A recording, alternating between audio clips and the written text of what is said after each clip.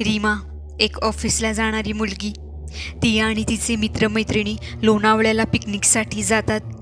त्याच्या बंगल्यात स्टेसाठी थांबतात. त्या बंगल्यात असं काय असतं ज्याने रीमा परत आल्यावर रीमा राहतच नाही.